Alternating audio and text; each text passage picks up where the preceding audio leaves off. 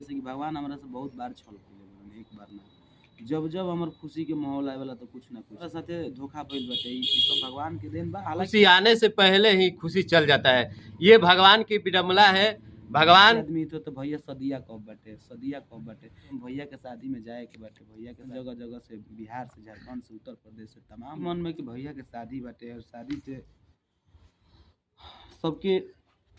देखिए तूफान राज जी रोने लगे बात करते करते। मैं ज्यादा कुछ अब इनसे नहीं पूछूंगा कि सोचले रहलाटे कि नहीं अपना समाज के कलाकार बाटे और सब लोग प्यार दुलार देला तो कुछ।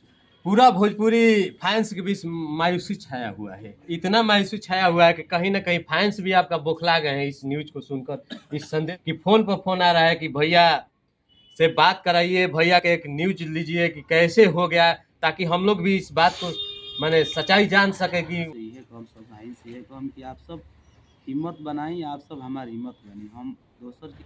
नमस्कार प्रणाम। बहुत दुख के साथ मुझे बताना पड़ रहा है, आप लोग के बीच ये वीडियो पहुंचाना पड़ रहा है कि तूफान राज का पत्नी जो होने वाली थी, जो लड़की थी, अब हम लोग के बीच में नहीं रही। भगवान को प्यारी हो गई, इस दुनिया को छोड़कर। पता नहीं किसके नज़र लग गए कि हमारे तूफान भाई के सारे खुशियों पर पानी फिर गया। हमारे भाई सारे इनके टीम के मौजूद लोग हैं, थोड़ा इधर दिखाइए। सोनू संगम जी है गीतकार, सारे लोग भाई लोग हैं, जितने भी इनके टीम के मेंबर है सारे भाई आए हुए हैं। इधर गीतकार राहुल रोशन भी भाई हैं, सब कोई है। आप लोग से सब कोई से मैं बात कराऊंगा। दुख के घड़ी में सांत्वना सब कोई देने आए हैं हमारे भाई तूफान राज जी है। रोते रोते देखिए, थोड़ा नजदीक दिखाइए। देखिए इनका आंख जो है आंसू से भर गया, हमारा भी आंख भर गया, सबको नमन, आंख हो गया आंसू से।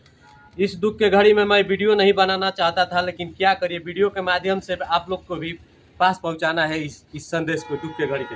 तो आइए थोड़ा आप लोग से बात कराता हूँ तूफान राज जी के भाई से। तूफान राज जी, ये सब कैसे हो गया? ये सब तबीयत कंडीशन पहले से खराब रहा।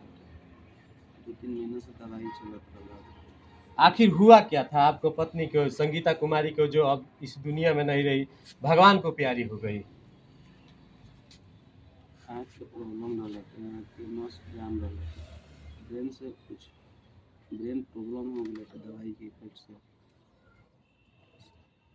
अचानक ये मैंने घटना कैसे घट गया? मैंने कल या परसों मैंने आपके पास कैसे मैसेज आया? इस दुख घड़ी का मैसेज आप कैसे बर्दाश्त कर रहे हैं? आप कि इतने आपके चाहने वाले हैं, इतने फैंस हैं, फैंस भी इस दुख के घड़ी में रो रहे हैं, गिलगिला रहे हैं कि हमारे तूफान भाई के शादी में हम जाने वाले थे, ये आने वाले हैं, भोजपुरी के विजय चौहान आने वाले हैं, शिल्पी राजा आने वाले, सारे माने भाई आपके जितने फैंस हैं खुशी के मारे पागल हो गए थे। मगर एक बार ऐसे क्या हो गया, किसके नज़र लग गया कि दुख के घड़ी? सब भगवान के देन बटे और हमनी के का कर सकत हनी। हमनी के तो हमरा खातिर तो बहुत ही खुशी के बात रहे कि हमारे भाई जितना बड़े, जितना भी उधर समाज से लोग, जितना लोग बड़न, बहुत प्यार दुलार दिलन। हर कंडीशन में हर समय साथ दिलन। एगो बरैछा के फोटो जितना वायरल भइल है कि 17 लाख लोग लाइक करे तमाम जगह से। तूफान के तो बस मनोबल बस भाई बारे से बहुत केहू नहीं के। तूफान संगे आजीवन भगवान खिलवाड़ खेलत आई बनन।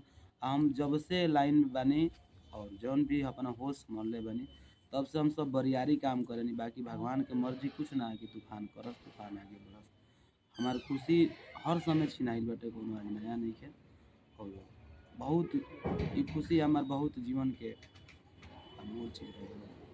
आप चिंता मत करें। देखिए तमाम आपके भाई आपके साथ हैं, हम हैं, आपके फैंस हैं, माता है, बहन है। आप चिंता ना करें। भगवान को शायद यही मंजूरी था, भगवान इतने दिन के लिए आपके साथ रिलेशन जोड़ना चाहते थे, मगर वो भी रिलेशन टूट गया, सारे खुशी पर पानी फिर गया। तूफान राज जी, इस दुख के घड़ी में जो इस वीडियो के जितने भी आपने के फैन है, आपके चाहने वाले, माता बहन भाई जो भी है, इस दुख के घड़ी में उनको क्या संदेशा देना चाहते हैं? देखिए दुख की घड़ी में सब लोग यह चाहेला कि मरे वाला तो मर गई। जे लोग एजा बाटे, माता रानी से विनती करे, भगवान से प्रार्थना करे कि आत्मा के शांति मिले। और बहुत अच्छा भगवान के शरण में पहला तो हमार पत्नी इतना अच्छा समय पर, इतना पर्व के दिने मतलब कर पूर्णिमा भी रहे और साथ में गंगा नहान भी रहे और साथ में हमनी के जो भी बाबा सूर्यमणि जयंती के, रविदास जयंती के जी भी रहे, तो सब बहुत अच्छा बा। बाकी लाइफ के एकरा में का कर सकता आदमी अब बहुत खुशी रहलाटे और हमरा से तो ज़्यादा हमारे भाई के खुशी रहलाटे भैया के शादी बा नवंबर महीना से ही लागल रहलाटे आदमी एकरा में शादी ब्याह के सोचले रहलाटे कि नहीं अपना समाज के कलाकार बाटे और सब लोग प्यार दुलार देला तो कुछ शादी अलग तरीका से जी पूरा भोजपुरी फैंस के बीच मायूसी छाया हुआ है। सारे फैंस माने इतना मायूसी छाया हुआ है कि कहीं ना कहीं फैंस भी आपका बौखला गए हैं इस न्यूज को सुनकर, इस संदेश दुखद संदेश को सुनकर इतना बौखला गए हैं कि फोन पर फोन आ रहा है कि भैया से बात कराइए, भैया के एक न्यूज लीजिए कि कैसे हो गया, ताकि हम लोग भी इस बात को माने सच्चाई जान सके कि उनके पत्नी का कैसे डेट कर गई, कैसे हम लोग के बीच में नहीं रही। देखिए जे लोग भी तूफान के चाहत हुई और बहुत लोग प्यार करेला और सब ऑडियंस से यही कहम, सब भाई से यही कहम कि आप सब हिम्मत बनाई, आप सब हमारी हिम्मत बनी। हम दोसर चीज़ के भरोसा है लाइफ में नहीं कि ऐसे कि भगवान हमारा से बहुत बार छल कर एक बार ना जब जब हमार खुशी के माहौल आए वाला तो कुछ ना कुछ उम्र रहे कम और बचपना रहे तब पर भी महतारी डेट हो गई वो सुख ना मिल पाई हमारे के। और बचपन से जब भी आदमी कुछ करे के सोचलस तो 13-14 बरस ले आदमी खेती बनाई में लागू महतारी के तबीयत ऐसा कंडीशन बहुत ऐसा हमारा साथे धोखा भइल बाटे ई सब भगवान के देन बा। हालांकि कोनो बात नहीं के वहाँ के मर्जी बा तो फिर हमनी के का कर सकत नहीं। कहीं ना कहीं इनका कहना है कि जो भी माने खुशी आता है, खुशी आने से पहले ही खुशी चल जाता है। ये भगवान की विडम्बना है। भगवान जैसे, इनका कहना है कि भगवान जैसे रखेंगे वैसे हम रहेंगे। क्या है, दुख के घड़ी में इंसान कब किसको क्या हो जाए कोई नहीं जान सकता है। बाकी आप लोग का क्या राय है, आप लोग जरूर कमेंट में लिख के भेजिएगा। भगवान उनको आत्मा को शांति, जैसे संगीता कुमारी को जो हम लोग के बीच में नहीं रही, जो इनको होने वाली पत्नी थी। ये भी वीडियो क्लिप के माध्यम से देखता आप सब हिम्मत बनाई और हमनी के तो हमार तभी शादी बियाह ना भेल, हमार तो पत्नी रही था इतना दुख बाटे और वो घर के का इंसान के हाल होत हो जरा घर के लड़की वो सिंगल लड़की एगो माने बहुत शौक से शादी हमार मतलब बहुत गरीब घर में बाकी शौक उतना रहला कि हर खुशी लड़की के रहला जे भी केनू चौक चौराहा पर जब भी लड़की लोग पथले तो मैं लोग पसमान में भाई सब लोग जाना था, सब लोग देख के बताइए कि इनकरे से तूफान के शादी होता बड़ा खुश होत रहे। बाकी पता ना भगवान की खुशी मंजूर ना रहे। अच्छा, तमाम फैन जो आपके शादी के मैंने उम्मीद लगा कर बैठे थे कि तूफान भैया के हम शादी में जाएंगे, ये करेंगे वो करेंगे, अब तो दुख की घड़ी आ गई है। भगवान को शायद यही मंजूरी था। लास्ट में आप उनको क्या संदेश देना चाहते हैं, उन भाइयों लोग को जो आपको दिल से चाहते हैं? देखिए हमरा ऐसा हजार भाई लाखों भाई हमारे बड़े सब अगर तूफान के ऐसा भइल बाटे तो तूफान अकेले बा और अकेले एगो भाई के भइल बाकी के हमारे लाखों भाई के शादी में हम इंटरटेनमेंट मनोरंजन कराई हमारा पास ही हो सकता है। बाकी तो भाई हमारे ठीक ठाक बड़े सुन सबके कोनो बात नहीं के हम भाई से खुश बनी और आजीवन रहम।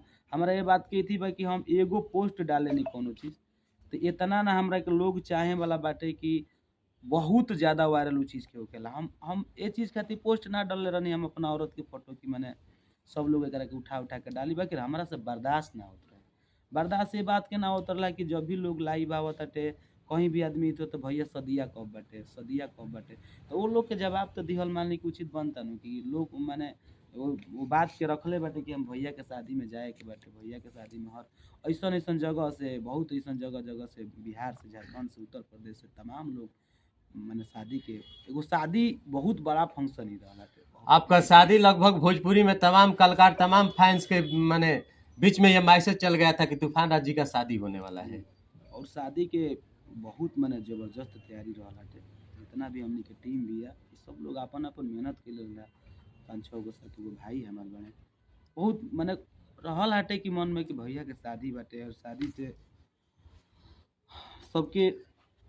देखिए तूफान राज जी रोने लगे बात करते करते। मैं ज़्यादा कुछ अब इनसे नहीं पूछूंगा कि दुखित मन है इनका, मैं पूछना नहीं चाहूँगा। तूफान भाई को बस जे भी वीडियो देखा था आप सबसे बस ये आप रोइए मत, पहले ये मैं कहूँगा सब आत्मा के शांति खातिर भगवान से प्रार्थना करी।